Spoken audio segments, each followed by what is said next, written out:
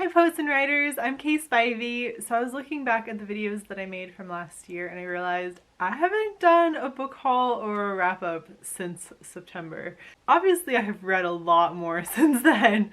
I've bought a lot more books since then too. So I thought I would do a little bit of a haul with a little bit of a wrap up. Just kind of kick the new year off with everything I got from last year up until Christmas. And I haven't bought anything since then as of the filming of this. So I thought I'd just go through things. I'm just gonna start off by saying I've been having a migraine for the past 2 days and right now like the migraine is under control and I thought I'm just gonna film because I can't really focus on anything, but filming is kind of fun. So we're at the point where it just feels like the brain is being constricted, which I think is like a normal headache. It doesn't have like the migraine pain, which for me it's like the pain is so incredible and the nausea is really high, but I'm not having those symptoms, so I thought I'd film. But if staring into this light starts to bother me, we might have to do this in 2 parts. Anyway, that's my disclaimer. I'll keep going. I wanted to start off with one that I thought I had mentioned already in another book haul, but that I haven't for some reason. That is The Savior's Sister by Jenna Morassi, which is the sequel to The Savior's Champion, which I really enjoyed. I haven't read this yet, but I got it, I think I got it as a pre-order, so I've had it for a while and it's just kind of lurked. I haven't been in the mood for something a little bit dark. Obviously, this past year has been a lot. Next up, these are going to be in no particular order because they've all been kind of mixing through my TBR stack for a while, so they're just going to be in the order they're sitting in my lap right now.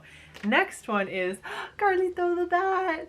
This is by Michelle Flores, whose channel you've seen me talk about so many times. I think I actually showed this during our live stream for our buddy read for The Haunting of Hill House, but this one is super cute. I'm going to link her reading the story down below if you wanted to read a really cute children's book. That one, she reads it herself. It's super cute. The pictures are beautiful, so definitely check that out. Next sitting here in my lap is one that there are multiple videos of me talking about already, so I won't go too much in depth. Again, those will be linked in the cards. I'll have a link to this one, but that is The Black Flamingo, which is a novel in verse by Dean Atta, which also Shelley Flowers and I did a buddy read about. Next up, and this one could turn into a buddy read as well. I've been hearing so many amazing things about this one. The Poet's Corner is the first person who I heard about this from, and Michelle Flores also was asking if I might be interested in doing a buddy read for this one, which we might do, we'll see, probably closer to April. This is The Deaf Republic by Ila Kaminsky. I've heard just outstanding things about this poetry collection. People said it's like the most powerful thing that they've read. So the author is deaf, which I think will be really interesting to read poetry by someone who is deaf, and they are from the Soviet Union, and comparing how life in the Soviet Union kind of is similar to life in America, and I thought that'd be very interesting to read that perspective. Another one I got recently is An Absolutely Remarkable Thing by Hank Green. I had thought he was writing kind of more of like a serious person book, and then finally I think I finally listened to him read the first chapter and I was like, this is just fiction. So I am intrigued and interested. I believe it's Ariel Bissett. I believe it's one of her favorite books of all time, and so I finally got it. I'm excited to see. I believe it's a bit of a sci-fi type book. This one I also don't know too much about, but the cover is what intrigued me for this one. This is How You Lose the Time War. Oh, even in the back, a twisting sapphic time travel fantasy love story. All right, into that already. This is apparently written by 2 people, Amal El-Motar and Max Gladstone. So it'll be interesting to pick this one up. This is one of the ones I got for Christmas.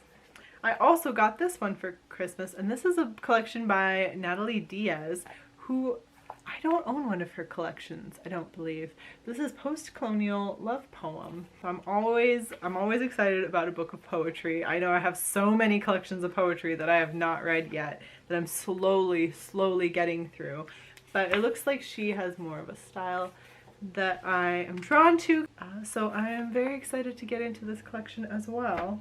This one is a craft book that I thought would be really interesting. This is Margaret Atwood's craft book, Negotiating with the Dead, a writer on writing. Of course, Margaret Atwood, the writer of Handmaid's Tale, as well as just prolific writer. She's written so many things.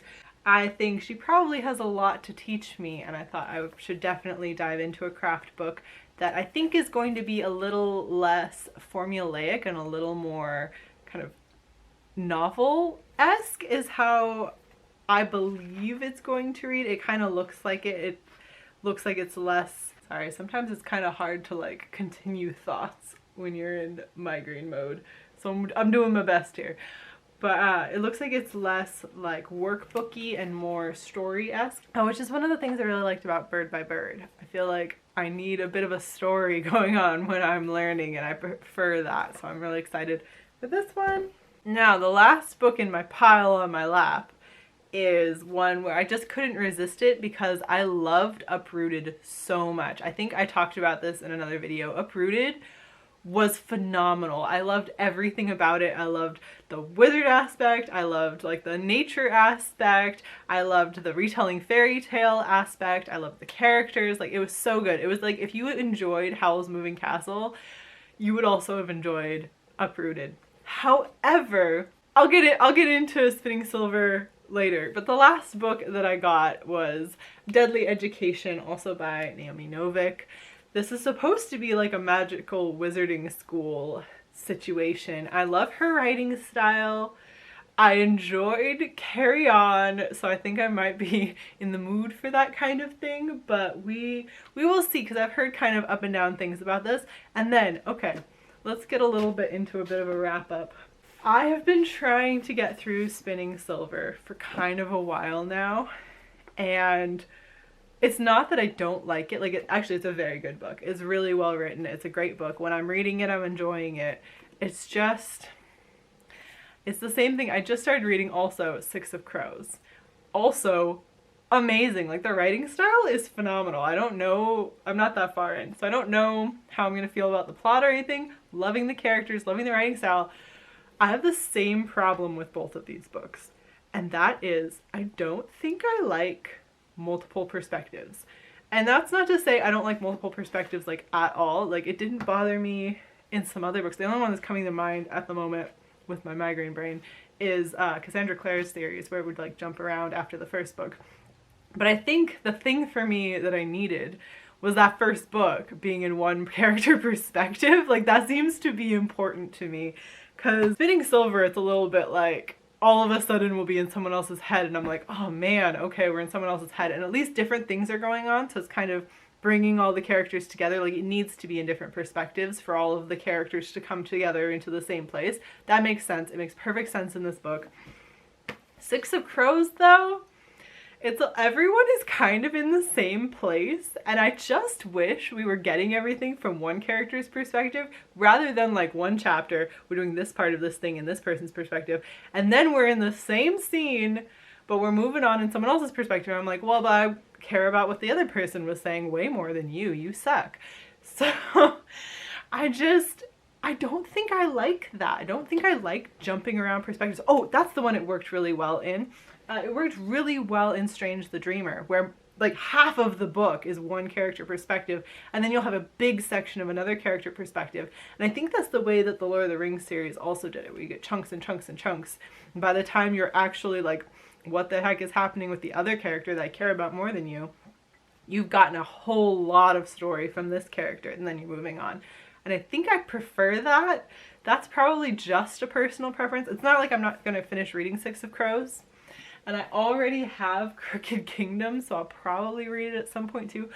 But I don't think it's my favorite. I think I really like focusing on one character and following them, because it's just so much easier for me to just get into a book and keep going with them when it's one perspective, like in Uprooted, rather than in like Spinning Silver, where like as it changes to the other perspective, I'm like, okay, well now we're in this other person's perspective, so I guess I'm gonna put it down and go do something else, rather than like keeping going with the action. I don't know, it breaks it up for me. Yeah, I'm just starting to notice that about my reading.